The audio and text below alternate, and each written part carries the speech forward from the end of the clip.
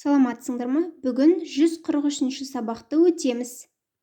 Бірінші тапсырмада берілген қос теңсіздікті екі теңсіздікке бөліп жазамыз. Біздің берілген теңсіздігіміз міне. Оқылуы x 12-ден артық 15-тен кем. Дәл осы айтқан сөзімізді біз жазбаша түрде жазамыз. X 12-ден артық, x 15-тен кем.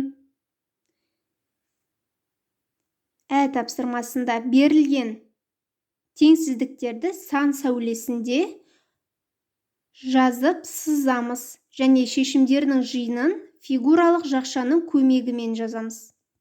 Берілген екі қос теңсіздігімізді жазып алдық. Енді x 4-тен артық 4 пен 8-ге дейінгі сан аралықтарын жазып аламыз. Немесе 0-ден ары қарай 8-ден үлкен санға дейін сан сәулесінде белгілесеңдер болады. Алдымен 4 x-тан артық 4-тен үлкен сандарға қарай белгілеп шығамыз. 4-тен үлкен сандар 5, 6 осы жақ қой. Былай қарай сызамыз.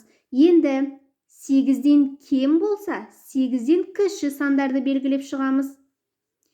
Сонда шешімдерінің жиыны 5, 6, 7 болады. Мына қос теңсіздікте 1-ден артық x-ымыз. Сонда 1-ден үлкен сандарды x 5-тен кіші. Міне 5, 5-тен кіші сандарды аламыз. Сонда шешімдерінің жауабы бізде 2, 3, 4 болады. Есебіміз шықты. Екінші тапсырмада теңдеулерді ықшамдау ережесін қолданып шешеміз. Берілген теңдеуімізді жазып алдық. Алдымен бірінші теңдеуде 2x-іміз бар және санды өрнек берілген. Мына 258 бен 2x-тің әріпті өрнектері бірдей, сол үшін оның сан мәндерін біз қоса аламыз. 258 қосылған 2 және оларға ортақ x-ті жазамыз. 700-ді жазамыз. 80-нің таңбасы теріс, яғни минус. Оны теңдіктің мына жағына қосу таңбасымен өткіземіз. Екеуінің қосындысы 260-ты береді. 700-ге 80-ді қоссақ 780. X тең 780-нің өзін жазамыз. 260-на жерде көбейту болып тұр. Теңдіктің мына жағына бөлу амалымен өткіземіз. X-тің жауабы 3-ке тең. Бұны дәлелдейміз. X-тің мәні 3-ке тең. Осы 3-ті мына бастапқы X-тің орнына қойып тексереміз.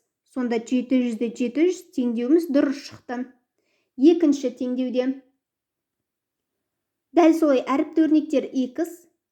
Екеуін қосамыз, 90x болады. 540-тың өзін жазамыз. X-тен 540, 90 теңдіктің мына бетіне бөлу болып өтеді. Екеуінің бөліндісі 6-ны береді. Осы 6-ны x-тің орнына қойып жазамыз. Сонда 540 тең 540 теңдеуіміз шықты.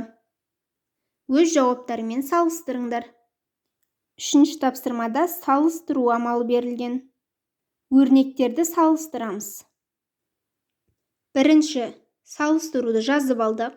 Алдымен бұл салыстыруды шешу үшін берілген екі жақтағы екі бөлікті шығартып аламыз. 13-тен 2-ке қосамыз, 13-тен 5-ті.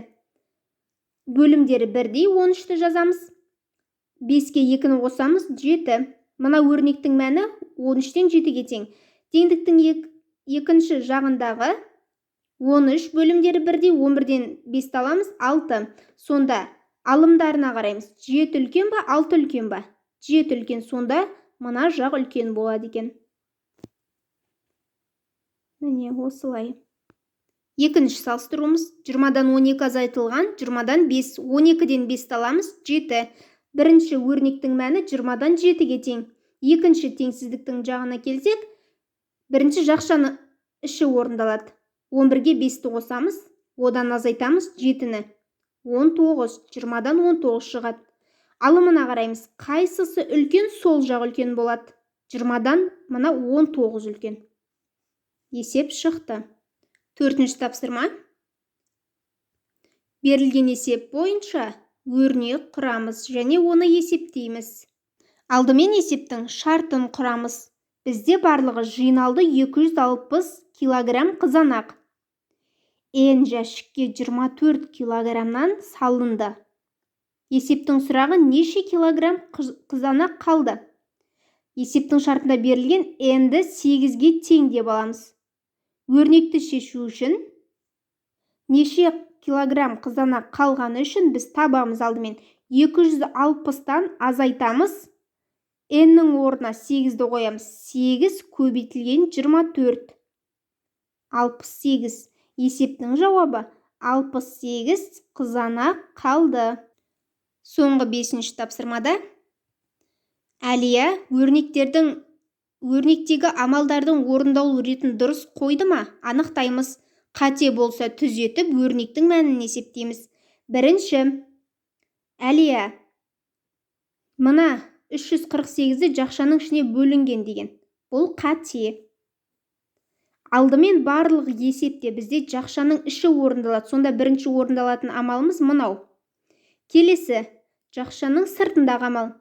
Ол сол тұрған бойынша қатармен орындалады. 221-ді 384-ке көбейтіп аламыз. Бұл екінші амал. Бұдан шыққан мәнді мына жақшаның ішіндегі амалға бөлеміз. Бұл үшінші амал.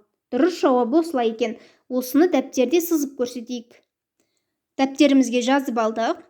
Сендер баған түрінде жазбай-ақ қойсаңдар болады. Мен бұны сендерге түсінікті болу үшін жаздым. Алдымен жақшаның іші орындалады, одан 39 шығады. Одан кейін 221-ді 384-ке көбейтіп аламыз. Мына өрнек шығады. Одан шыққан санды біз бөлеміз 39-ға. Есептің жауабы 2176. Өз жауаптарымен салыстырыңдар. Екінші тапсырмада бізде бірінші жақшаның іші орындалады. Ол дұрыс. Екінші, бізде көбейту амалы орындалады. 3 дегеніміз қате. Одан кейін бөлу амалы. Мынау үшінші амал. Есептің жауабын осылай жазып алдық. Бірінші жақшаның іші, одан кейін көбейту және бөлу амалы. Есептің жауабы 2782. Барлық есептер шықты. Сабақ ұнаса, видеоға лайк басып, каналға тіркеліп алыңыздар.